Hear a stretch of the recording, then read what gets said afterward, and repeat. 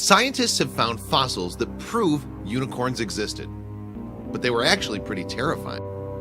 Millions of children all over the world have grown up with tales of unicorns, with their imaginations fed by the pretty creatures in movies like Legend and the Harry Potter franchise, not to mention My Little Pony. However, the real animals behind the unicorn myths are more likely to give kids nightmares than sweet dreams. Stories about unicorns were around a long time before Hasbro churned out its first rainbow-colored plastic toy. The fantastical creatures are associated with Greek myths.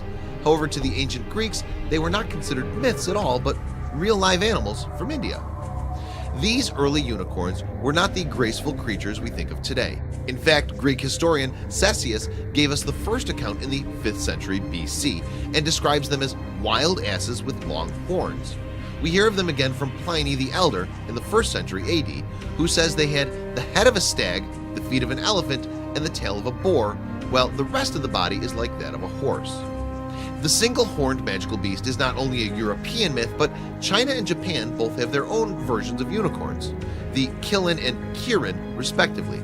The Killin was said to appear before the birth or death of someone important. It wasn't particularly horse-like though, with a curled horn and a scaly green deer's body and a lion's head.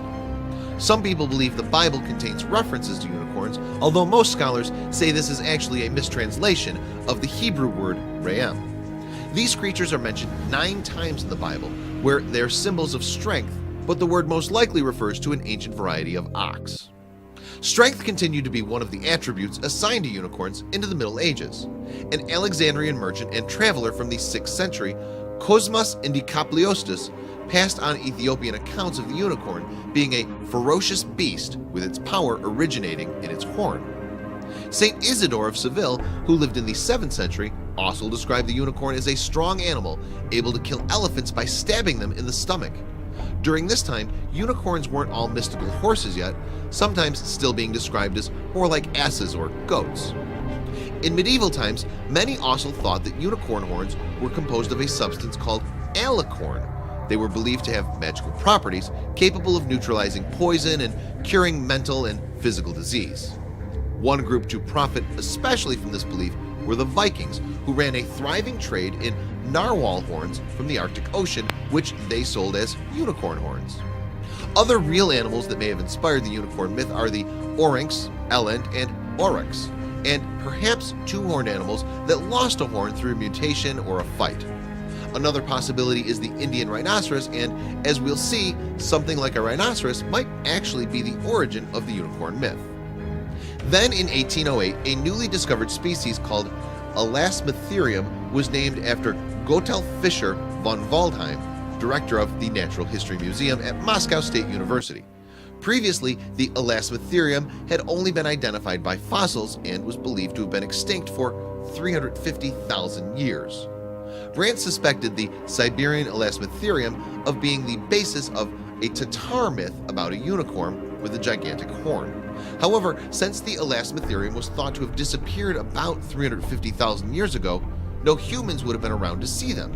Then in March of last year, the skull of an Elasmotherium was unearthed in Kazakhstan, putting the date of extinction much later, only 29,000 years ago. Now there was at least a chance that Elasmotherium would have been around long enough to be seen by humans and inspire the unicorn legend. Unfortunately, for those who like to think of unicorns as the graceful white-haired horses that feature on posters, usually with a rainbow in the background, the Elasmotherium was not quite so dainty. Rather than being an ethereal pony, it was closer to being a terrifying monster rhinoceros. The Siberian Elasmotherium would have been an intimidating sight, standing around 6 or 7 feet tall and 15 feet long, most likely covered in fur like a mammoth. These mighty animals weighed 4.5 tons. No definite size has yet been given for the horn, but it may have been up to 6 inches long. As its name suggests, the Siberian Elasmotherium roamed western Siberia. They were also to be found in southwestern Russia and further south into Eastern Europe. Despite its fearsome appearance, it was a herbivore, like the modern rhinoceros, grazing over large areas. Most likely, the south of western Siberia was a refugium where this rhino preserved the longest in comparison with the rest of its range, paleontologist Andy Svansky told Phys.org. There's another possibility that it could migrate and dwell for a while in the more southern areas. Although it's possible that modern humans encountered the Elasmotherium, it's not entirely certain that they did. Some, like cryptocologist Willie Ley, suspect that stories about the species have survived from the prehistoric era, but some accounts, like that of 10th century traveler Ibn Fadlan, seem to describe the giant rhinoceros too accurately to be merely retelling a myth. Unicorns that look a bit more like Elasmotherium than the Western version are found in stories from those regions where the animal once lived. An old Turkic book contains a description of the Chinese unicorn, Qilin, as a quadrupled with the body of a deer, the tail of a cow, the head of a sheep, the limbs of a horse, the hooves of a cow, and a big horn. So when did unicorns really die out? Nobody knows yet, as new evidence is still being discovered.